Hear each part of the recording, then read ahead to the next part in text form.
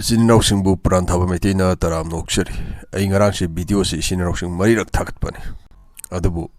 Akwigi Englishki Wahiwata Amani, the Sininausing Wigi Panbaya the Bukara Palub.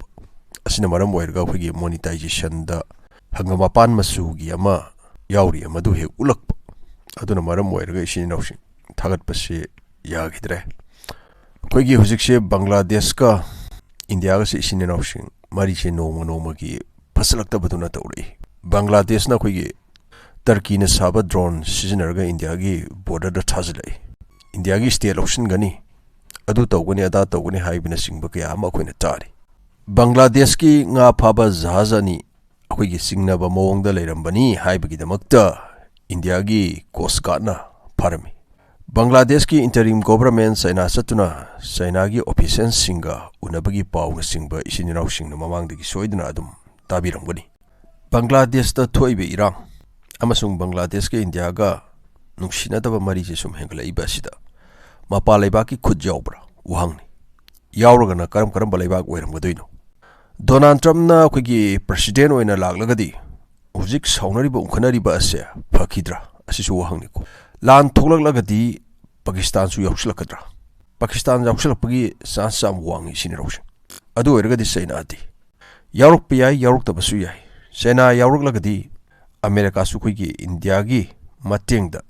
Lansi the Yakslak Pia Bagi Edumbo Oitopole Sena Nam Tanabonabada Karigumba Sininoxing Lanse to a Haina Kalasi Adu Ergadi India Gishu Mayamama Sokpa Siena Mayamama Yawani India Gishulam Kayama Sokani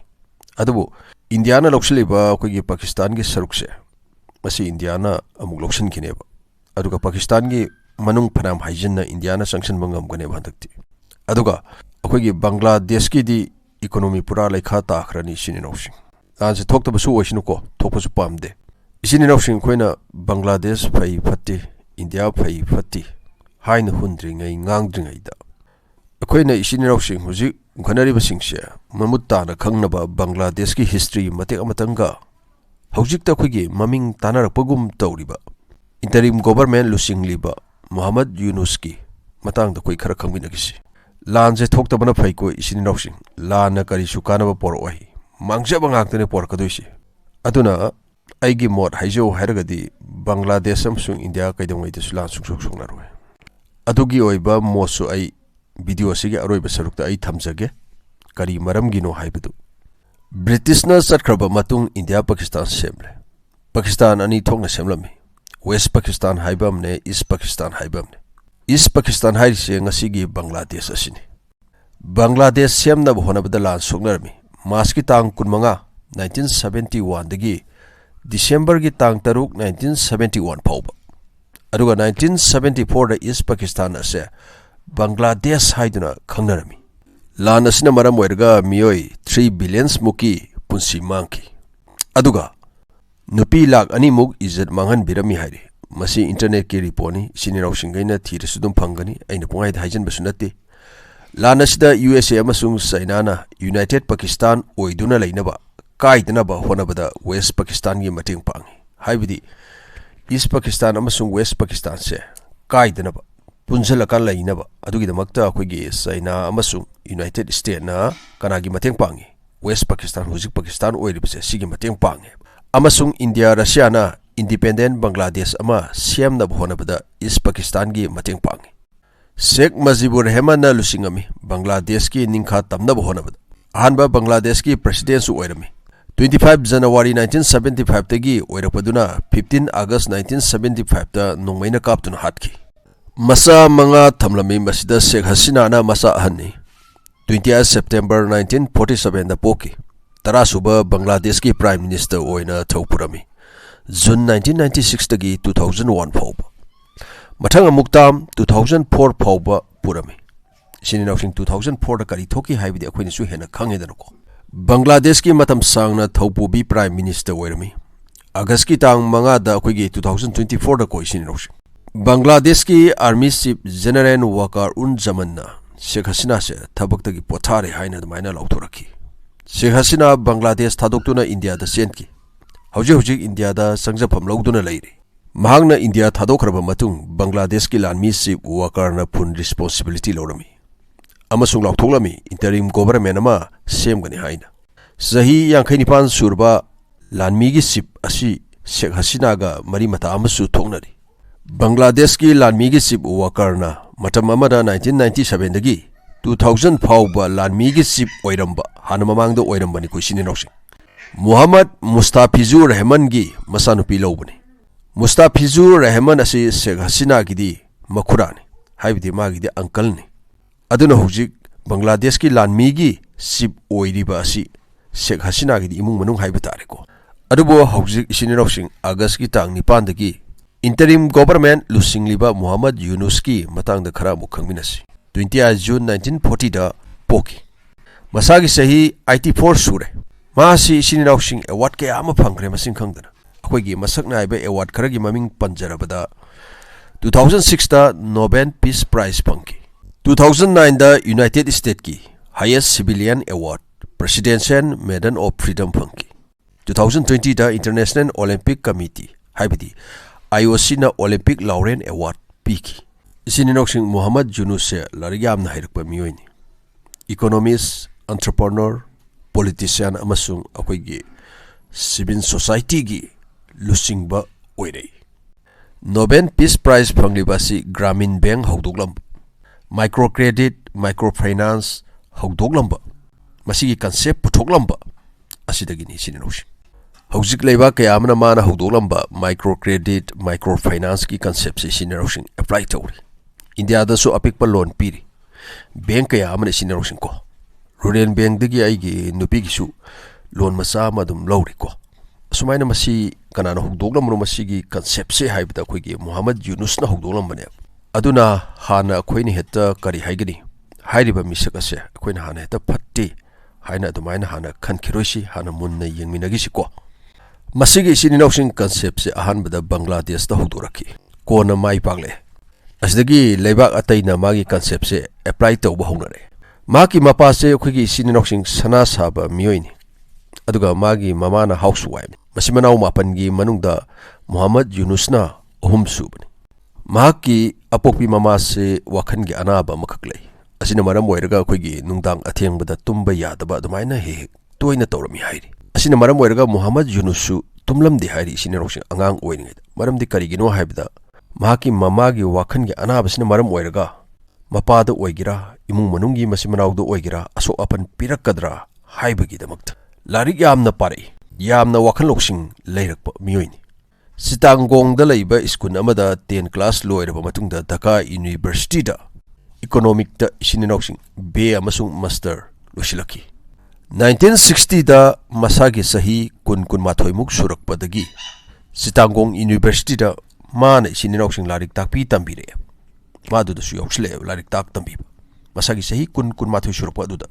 kadaida Sitangong University da adu eragadi magi wakhan IQ se kyam wanglam gani haiba ekoina khangli sinaros larik phasana hairpa miyoine asidagi America dagi scholarship phange asidagi America gi Vanderbilt University da makha tamthare PhD tawre sinaros 1971 da sinaros ma se doctorate degree phangre ko asidagi Asigi matung 1969 dagi 1972 da Middle Tennessee State University da tak tambirami ozawe ni sinroksing ko adugi matung 1972 sahi asimakta da Bangladesh ta muk thokle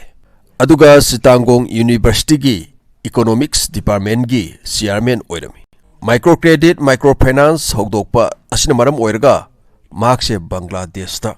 lairba singi kanbiba misak amani haina adumaina uba hongna rakhi sini noksing lairaba lak kaya amani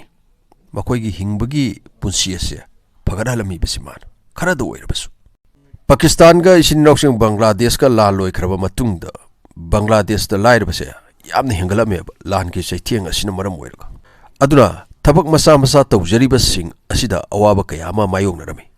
masida mana khalami makoi da government na loan apikpa masa amatang oirabasu pibiragadi soidna kanaba kharadi phangani lairabase kharadu oisu konbase ngamgani haibasi asidagi sini noksing Muhammad Yunus na Bangladesh ki Janata Bank dagi loan masa lawduna apikpa karba tawjariba miyoi khara khomgalaga sini noksing piba horami man asidagi mai pakpa urami asumna microcredit microfinance aduki matik mai paglami 1983 da mioi lak humdraga mari mukta loan ase pirami masda maru ena loan ase laira banupi singdana ayamba pirami loan asigi 94% mukti 1983 da sauna mai pakpase urakpadagi Bangladesh ki Grameen Bank na nationalize tokthoi asidagi sinroksing Muhammad Yunus na hokdolamba microcredit microfinance ki concept ase prithibi pumbada santokna re every sector khudimakte sinroksing loan masa masa se atmaina pi basi hore Grameen phone telecommunication su tasengna hairabada khoigi Muhammad Yunus na hokdolambane maroina kari wakhalon dano hai rural area city area se communication hengalagadi khoigi mi singse sinroksing sakhutpagi lambi romda sanction basu hengaledana sigi wakhandane tasengna hairagadi masi private company niko adu erga su khoigi apik pa paisa thir kanda khoigi kari hani internet ki adumba facility communication ki adumba facility se phangan bai batar asdagi sinroksing rajniti da yaw hore Sheikh Hasina se maithiba pina magi su group amai sinroksing adumaina linkhalami 17 February 2007 da Nagorik Sakti haina maming thonduna adubu Hasina ga lamba pa bangamlamde Hasina na magi mathakte sinroksing maran kaya ama shirami maran kaya ama panslami